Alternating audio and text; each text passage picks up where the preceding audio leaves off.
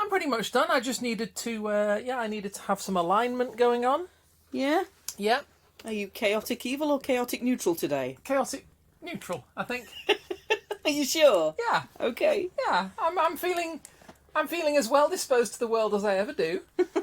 I'm feeling as inclined to be kind and lovely as I ever am. So I feel I've reached the dizzy heights of neutral. Steady. You know, Steady. Wouldn't want to go overboard.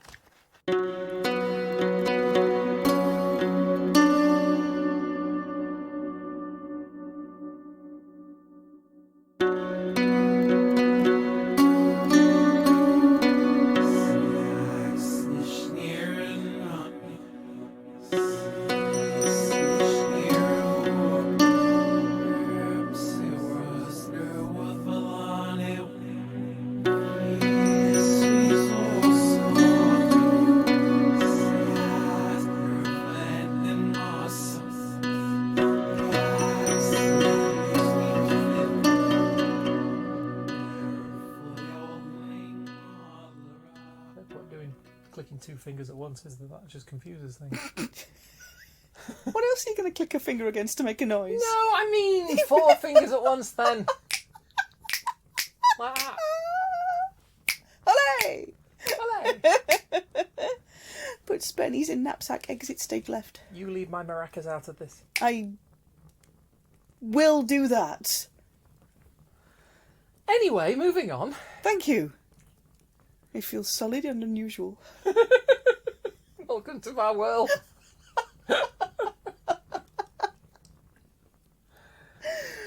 Come on. It's before the watershed. Oh, gods, is it? Yeah. Oh, boy. No, before the watershed. We're okay before the watershed. Are we? It's after the watershed we really get wild. Well, things get fun. Yeah. I mean, we're recording before the watershed. Technically, we don't know when people are going to be listening to it. So we have to assume it's before the watershed. Unless we assume it's after the watershed and they... That could be interesting. Yeah. Let's not go there. What would you like to talk about today? I tell you what. Yeah. Should we start a Frithcast? We should. Okay. Yeah. Lovely listeners, welcome to episode 74 Hello. of Frithcast. Welcome around the virtual campfire. Come on in, warm your knees. You know the drill. Grab the marshmallows off Kate. She hasn't eaten them all yet. Get. Mine. My marshmallows. Oh, all right. Okay, I'll hand them out. Okay. I'm Suzanne Martin. I am 0.5 of your hosts for Frithcast. I'm a heathen. I do random stuff. I'm a queer heathen who loves geeky stuff, so if this is your bag, come and settle in. It's going to be awesome. I mean, come and settle in anyway. You just might not enjoy it so much. Yeah, it might be you. You might find it's your thing, and you might not, and that's okay too. I still always expect you to say I'm Suzanne Martin, the editor-in-chief of Cracked. Well, I can say it, but it doesn't quite make it true. You're not. I'm not. Would you like to introduce yourself? Yes, I'm Kate. I'm also... no, in fact, I'm not. I'm also not... I don't work for Cracked. I'm not a heathen. But you are the other 0.5 of Frithcast. I am the other 0.5 of Frithcast. I also like geeky stuff. And I'm... otherwise, I'm just here to make up the numbers.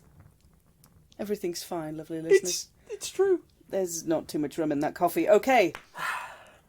Lovely listeners, it's come to our attention recently that there has been a certain film recently released that has been charitably described as a furry trip.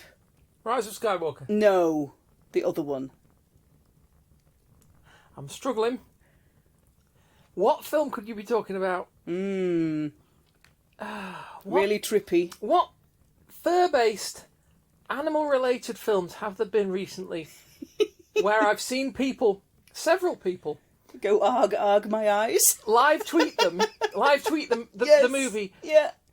And I have actually seen several independent people say, I'm not sure what's happening. Yeah. And I don't think I ever will again. No.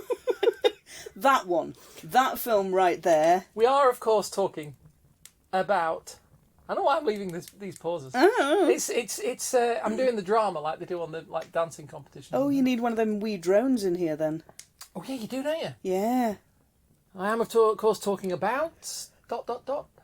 And then 25 minutes later... Wake me up when it's over. Rise of Skywalker! No. The other one. Cats. Yeah, We're that talking one. about cats. So I figured it was probably time we did an episode with cats in it. Okay. Not the same kind of cats.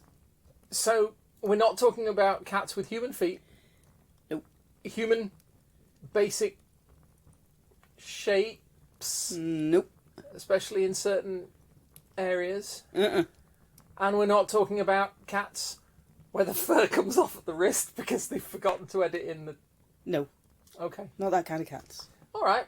The other kind of cats. Do tell me about the other kind of cat. Okay. We're going to look at part of one of the Icelandic sagas. Okay. And this is probably, again, it's a little bit odd, but it's a saga that deals with one family over 5 generations. Okay. And it's a little bit different to a lot of the other sagas. Are very plain, they're very bold spoken, they're very factually based. Yeah, well, they've never been people to tend to mess around very much. Yeah, this saga kind of has a whole big dose of, when I was your age... It's got that going on all the way through. It's when people were young, they didn't do this kind of fannying about and... I had to walk 14 miles to school every day in the rain, uphill both ways. And only 14, I had to sleep in a coal scuttle for 27 hours a day, and then I had to get up to go to school, etc., etc. Yeah. So this saga has a whole kind of fairly big sprinkling of get off my lawn when I was your age all over the middle of it. Okay. It's a very different kind of saga to a lot of the Icelandic sagas, which are very plain spoken, very factual accounts of things that happen. So who wrote this one? And what was their issue? Don't know. The first copy, the oldest vellum copy that we currently have, is dated 1390 to 1425. And they think the wording of it, because they're using that whole little sat-nav for words that they use, they think the wording of it comes from around 1300, so it's late. Okay. That is late. It is late. So this is one family over 5 generations, and it starts in Norway, and one of the family heads of the household moves the whole family to the north of Iceland into a valley. Okay. There's a whole amulet magic trick that goes on that means that he has to move to Iceland. It's not because of a threat or any kind of damage or anything else. Osiris tells the head of the family that the amulet that he was given in reward for fighting in a battle has been magically transported to a valley in Iceland, and he's got to go there to settle there. It's going to be in the place that he's going to settle. Okay. And he goes, "Tosh, what poppycock?" And then goes home and can't find the amulet and goes, "Oh, poot. Everybody pack your bags, we're going to move to Iceland." Right, wait. Yeah. Wait. Yeah. Okay, so he goes from, I can't find my amulet, yeah, to, let's move to the north of Iceland into a valley that we've never been to before because Osiris has told me that's where my amulet's going to have gone. Yep. He doesn't sort of say, like, who's been in this room and then, like, upend them and shake them until it falls out of their pockets or anything like that. No. Doesn't post it up on Lost and Found. I mean... Just up sticks the entire family, moves them to a valley in the north of Iceland. I'm saying there would be intermediate steps. There might be, but this saga doesn't list them. Okay, fair enough. All right. So he moves the whole family to a valley in the north of Iceland. Also, presumably there are people in the north of Iceland already. There's not many, especially around the north. There's always the risk somebody might find the amulet and nick it because it's basically just lying there in the middle of a valley. Going, put your farm here. Right? Yeah. But if somebody happens by it, yeah, thinks, oh, there's a nice shiny thing in the grass, let's go and have a look at that. That would have been a whole different saga. An amulet. Although having... You see, now I'm running away with myself because an amulet, to me, isn't necessarily a shiny thing. It's something that has been made to contain a magical... You know, the force of a spell or the force of will that goes into a spell. Yeah. It's something that's been made as opposed to a talisman, which is something that's been just, like, picked up. Or fallen on I mean, you. they do use the word amulet. But Although, having said that, in Diablo, it's a nice shiny metal thing that you hang around your neck. So it is. Let's yeah. go with that. Okay. So there's another way that this saga differs from a lot of Icelandic sagas out there. It covers 5 generations of one family, and that's nothing particularly outstanding in sagas. There's a lot of sagas that cover these multiple generations of one family line. Hence saga. Saga, yeah.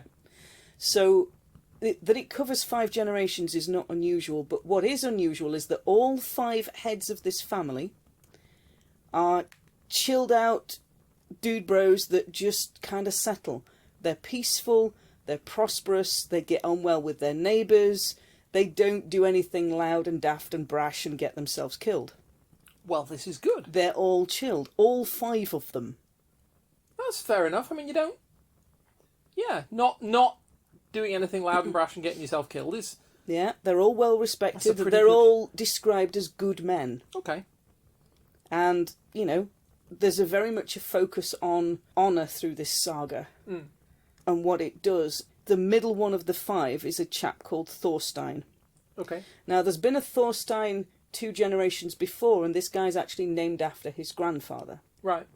So this is Thorstein the Younger, if you want to put it that way, rather than Thorstein the grandfather. Okay. One of the other things about this saga is that it's very short. Okay. Compared to other big, long, epic sagas like Eagle's Saga or Nal's Saga, which we've done, it's short. So there are ways in which it is not like Cats. There are ways in which it is totally not like Cats. Okay, fair enough. This is only 47 chapters. By the way, if anybody listening actually watched Cats and enjoyed it, good on you. Yeah. I actually haven't seen it. I'm only going by what other people have said. Yeah. So I can't be too snide and scathing. Well, hang fire, because the cats are coming into this, but not those cats. I'm just saying. Yeah. You know, I have absolutely no disrespect to anybody who's watched it and enjoyed it. It's a good thing. If you've enjoyed it, that's great, and I'm glad. Yeah. Carry on. Thanks. Okay. So, this is 47 chapters long, and this is considered quite short for a saga. Wow. Chapter 27 is less than a page and basically says Thorstein becomes chief, along with some other bits and pieces that happen. But essentially, Thorstein becomes chief. He's well respected. He's a good man. He's kind of like, everybody's settled out in this little valley in the north of Iceland and going, hey, this is pretty good. Yeah. Quite like it out here. So the people, and I'm assuming this is more people than his own family. I'm assuming by this point that he's got retainers and farmers and there's a whole settlement built up around him. Yeah. It's not just that one family in the north of Iceland. The people tell him about a guy called Thorolf Sledgehammer. That's a good name. It is an awesome good name. Now, this guy is a bit of a bad egg. Basically, the saga says they don't expect anything but bad stuff to come out of where this guy is because he's a thoroughly rotten all the way through. This is the guy Peter Gabriel was singing about? Possibly. Okay. Unless I was just sorry, my head was in saga mode and not in Genesis mode there for a minute. He might also have done a song called Thorolf, I don't know. Don't think he did. No? Could be wrong. Okay. Yeah. Don't think he did. So he gets told about a guy who's living in the settlement called Thorolf Sledgehammer. Okay.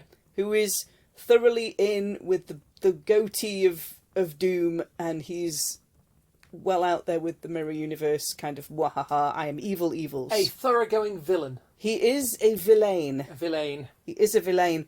Which originally meant somebody who lived in the towns, but never mind.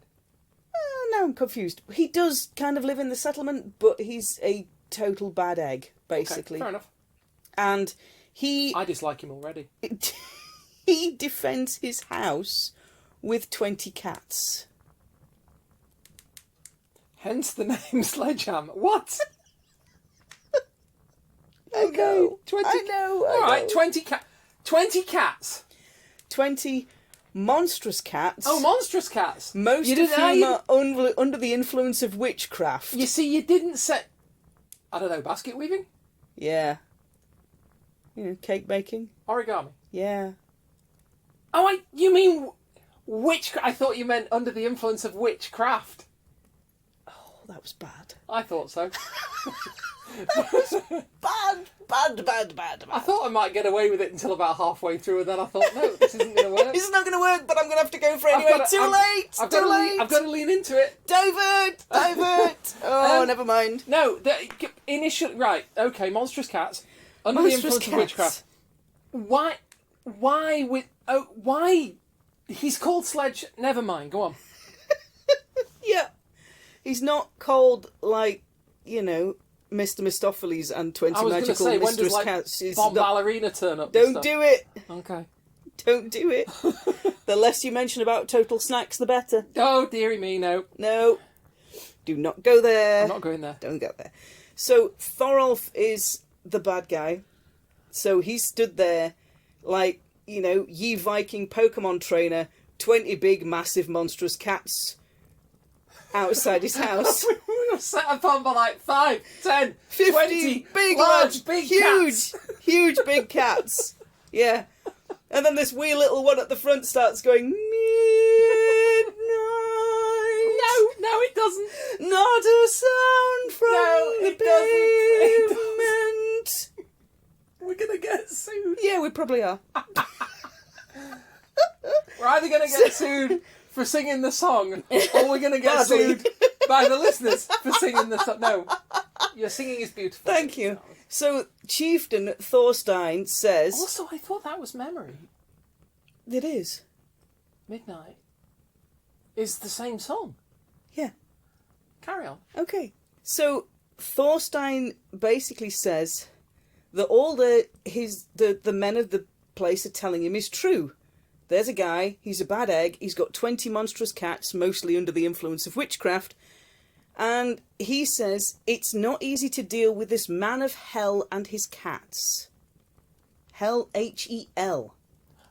Oh. Oh.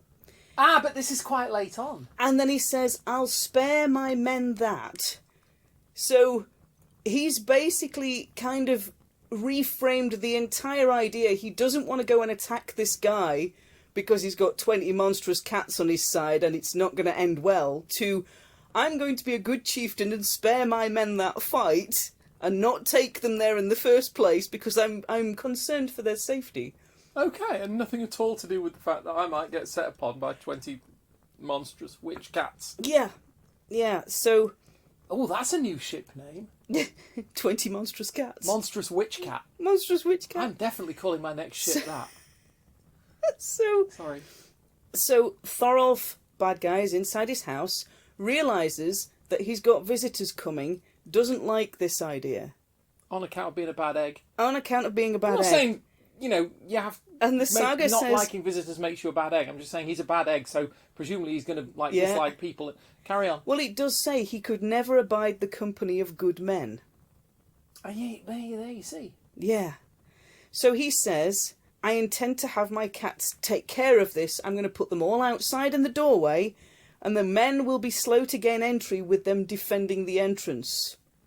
I would imagine so. See, my thought is all the guys coming in have got to do is take one sword out, reflect the sunlight off the sword blade and onto the ground, and the cats are going to just chase that sucker all the way around it. Yeah. It's a shame. Pounce on the light ball. Yeah, it's a good job they hadn't invented lasers, isn't it? It's a really good job. just scattered little red dots all over the garden, and they just go completely... Yeah. Yeah. Yeah. Completely so, catnip. Glitter ball, catnip. Oh, dear. Bag of catnip. So the bad guy basically says, I'm going to stick my cats outside, all 20 of them, monstrous big black cats, witchcraft thing going on, and that will stop all these good men coming to me because I really do not want to see them. Don't want to have anything to do with good No, people. And I really don't think they're here to do me any good. So he lights a fire in his house and fills the house with smoke on the inside to keep people from going into it. I mean, I've heard of smudging. Yeah, not like this. But it's not normally to keep people out. So then all the cats start howling and behaving monstrously, whatever that is, to keep the invaders... I can hear it in my head like Ghost out. Watch. It's like Ghost Watch in my head. So the chieftain's brother Yoko tells the chieftain, let's not go in there. Let's not worry about these cats. Do not want to go down. Fluffy is looking mighty fierce. I'm not doing it. Here, Tiddles. Yeah, no, it's not happening. Did you bring that fish with you? Yeah, laser pointer, fish, catnip, anything to deal with 20 monstrous, really, really knocked off cats. And Tiddles. And Tiddles. 19 really monstrous cats and Tiddles. It's not a good image. Still in training. Probationary monstrous cat. So he basically says, the chieftain says, I don't want to go in the house because we're not able to keep the troops safely together because there's 20 monstrous cats. They're going to put fleas in your armour. It's not going to end well. How big is this house? How big are these 20 cats? Well, yeah, granted, but also they can't keep the troops together in the house? In the house, because it's full of smoke. I understand so that. So you can't see what is in there if you're trying to fight in a room full of smoke. Okay, yeah, no. I would have thought it being full of smoke, you'd keep together. Anyway, please do continue. Okay, so Yokel, who is the brother of the chieftain who's come with him to go and attack this bad guy and drive him out the house. Yep. They set fire to the outside of the house. Oh, for God's sakes. So we've got... Right, let me recap. Yeah. Somebody's got to go to the north of Iceland to settle in a valley because an amulet got moved there. Yep. Right. Somehow that's gone away, and what's happened instead is... Well, that's Ingemund, who's Thorstein's father. Where is this all happening? This is all happening in a valley in the north of Iceland. So this is after the settling has been done? This is after the settling has been done. I understand. Okay, yeah. I think I must have missed a basic link at the beginning there. I understood you were saying, you were telling me the relatives and stuff. I didn't realise. Okay, so we've done the settling. The amulet is not a factor anymore. The amulet is not a factor anymore. Okay. Everybody's kind of chilled out in the north of Iceland in a nice wee little valley. It's all good. Recaps then. So, good guy. Yes. Thorstein. Yeah. Wants to go and... What's he doing this for again? His settlement peoples have told him that there is a jolly bad egg. Oh, and he's just got to go living in a house, and he's just got to go deal with the bad egg. All right. But they never actually state what the dealing with actually means. Okay, fair enough. So they don't sort of say whether it's just a talking to or whether it's a darn good thrashing. They don't actually say. But I'm guessing it's probably not thrashing. a talking to. Because these are Vikings and these are Icelanders and they're not Icelandics and they're not kind of in for a whole lot of diplomacy and everything else. Okay, so... Right. So Thorstein and his men go to the house... Thorolf's house. Of Thorolf Gabriel the Sledgehammer Badman. Yeah. And they say to him, and he's got... And they want to get in the house... He's got 20 cats and Tiddles. Yep. Witchcraft cats. 20 witchcraft cats. Monstrous witchcraft cats. Master Pokemon trainer. Yeah. Yeah. Okay. So they're all in the doorway right now, as this is how I'm visualising. They're all in the doorway. It's like 20 people in a phone box. Yeah. All 20 massive cats in one doorway. Because you know that when you put cats in a container, they just, take on the shape of the container. That's right, exactly. So this is 20 massive cats in the doorway. Being a door. Big, kind of furry door thing going on. Yeah, furry, hissing, scratchy door. Yeah. Okay, so, inside the house... Yeah.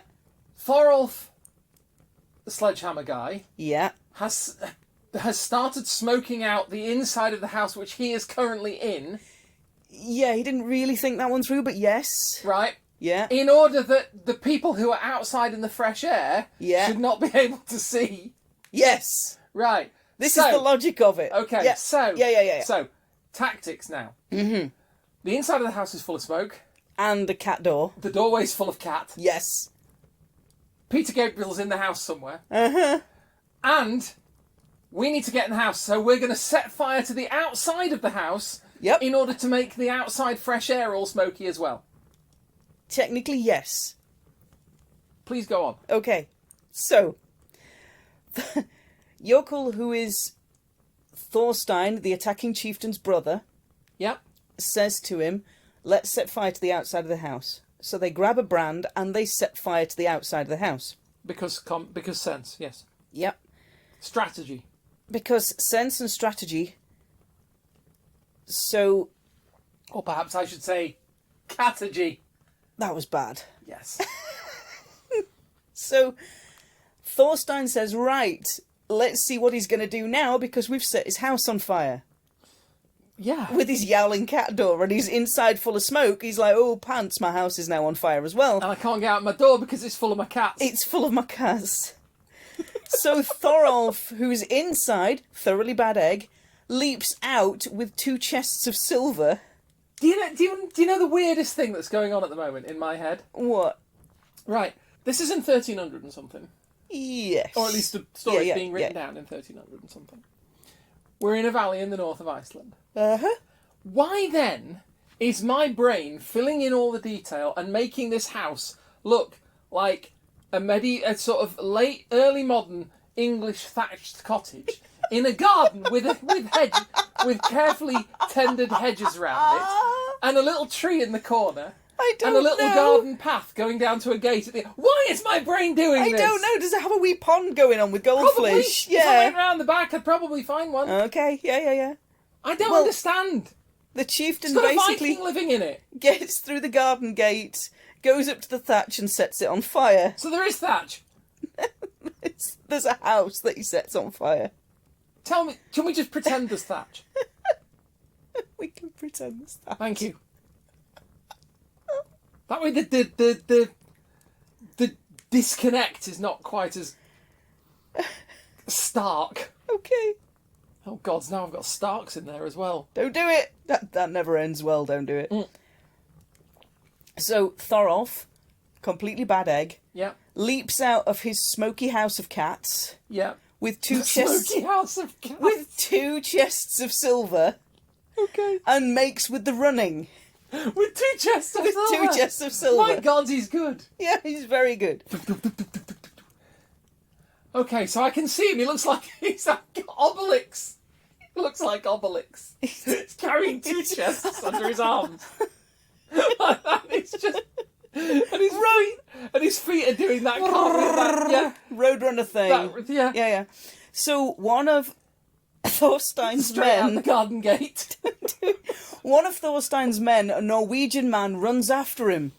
Right. And they run him... the pair of them run down to the river. Okay.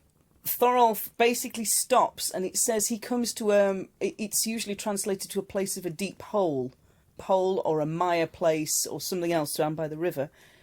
A pit of some description.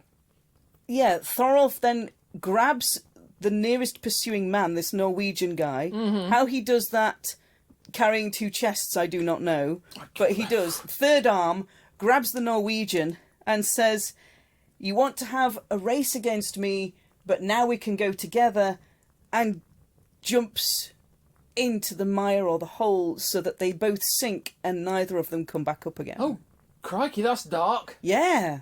Okay. So, Thorstein, having just, ridden to presumably just gone to go have a nice cup of tea and a chat with this guy over lavender shortbread biscuits. Well, yes, then now... was faced with a cat full of doorway and... as faced with a smoky interior, and wait. What? A cat full of doorway? Yes. Cat full of doorway. It's very specific. Okay. It's translated that way. Hush. Cat full of doorway. The inside of the house smoking out. And he's like, "But we just want to talk to you." Then has one of his Norwegian men, which is where the family have come from, chase down this guy and end up getting dragged by him into a pit or a mire along with 2 chests of silver. His comment on seeing all of this was the equivalent of the Count of Monte Cristo guards going, "Well, that could have gone better." Because he said, "This has turned out very badly." This is his whole very dry comment on this entire episode morning of, "Well, that could have gone better." I mean, give the man credit. He's not wrong. Yeah. I mean, I assume he's not wrong. I mean, we don't know what he'd gone for. Well, no. But so he basically says... I'm assuming it wasn't. We're going to chase this... We're going to lose 2 chests of silver. Yeah. The sledgehammer dude. Yeah. And my Norwegian mate. Yeah. Into a mire of pit. Yeah. A pit of something. All of that. I mean, I'm assuming that's not what they went up there for, so I'm guessing it probably didn't go terribly well. You know, they could have just been going up for tea and biscuits, and it did not end well. But he basically says, this has turned out very badly. And I'm just imagining the two guards in the Count of Monte Cristo going, well, that could have gone better. I'm imagining Captain Mal Reynolds with no clothes on sitting on a rock. Yes. Yeah. It's that kind of Which is a coincidence. I hadn't realised. I was just thinking about Captain Reynolds with no clothes on sitting on a rock. I hadn't realised there was a link. My wife is incorrigible. I'm joking, of course. So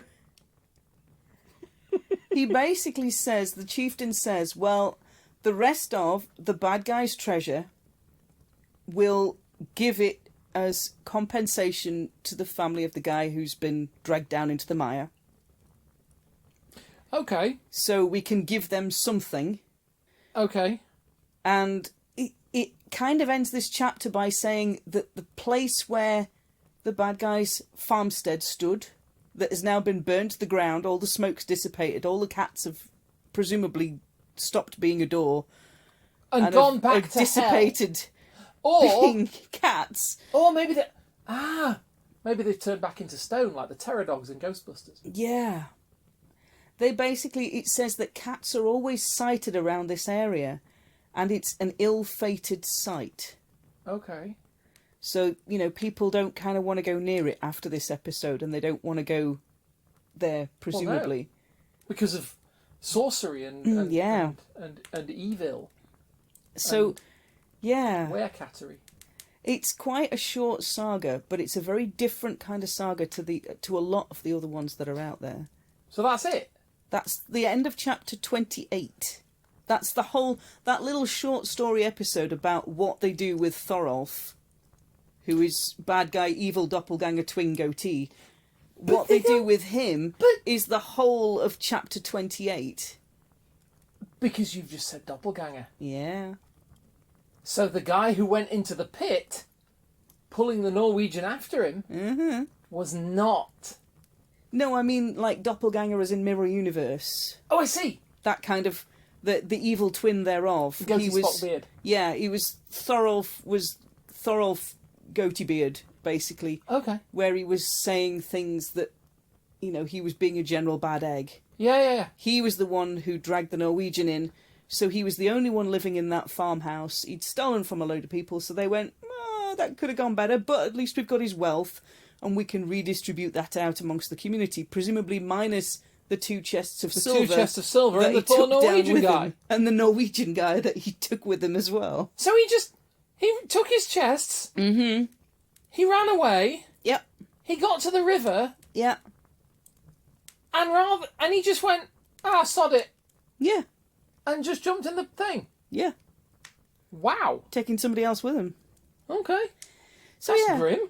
Bit of a mad grimness, but it's only 1 chapter out of 40-odd chapters. Fair enough. And for the most part, this saga is all of the 5 leads, including Thorstein, which we've just been hearing about, Thorstein Chieftain. Yeah. They're all well respected. They're all good mannered. They're all honest. They all keep honour with people. Yeah. It's quite odd to find a saga that doesn't list any of the main characters going to the dark side, if you like. It's like all of these 5 are all in the light side, and they're all everybody sort of starts dreadfully good Jedi. It's like, wait, hang on. Everybody kind of starts out where they start out, and they just stay there. Yeah. No, fair enough. Yeah, I mean, so it's a bit of a different saga this time round. Yeah.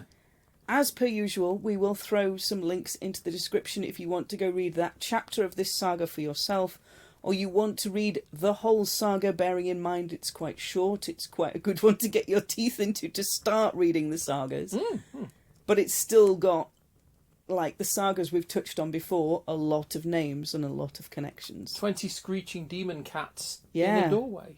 In a doorway. Being a door. 20 screeching demon cats in a doorway. Which one will the... I can't do that. No. Doesn't work.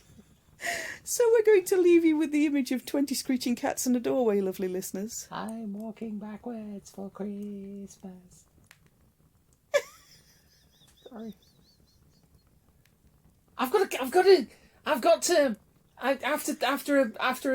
because there was a degree of, how can I put it, sort of fraughtness. Is that a word? Fraughtness. Yeah. It was fraught. Yeah. That was. I mean, that was like a short period of time. We've just probably covered, like, what are we on, minutes? Quite possibly, yeah. But it's probably as inexplicable as the movie that we saw at the beginning. It's a very strange little chapter in the middle of... Yeah. Yeah, that one. Which I haven't seen. No. But I'm kind of in two minds. It's like part of me wants to go and watch it and part of me doesn't. Part of me's frightened. I think with good reason. Lovely listeners, we're going to leave you with the image of 20 screeching cats in a doorway being a door. With human feet. Singing. I don't mean the feet are singing. Like dolls.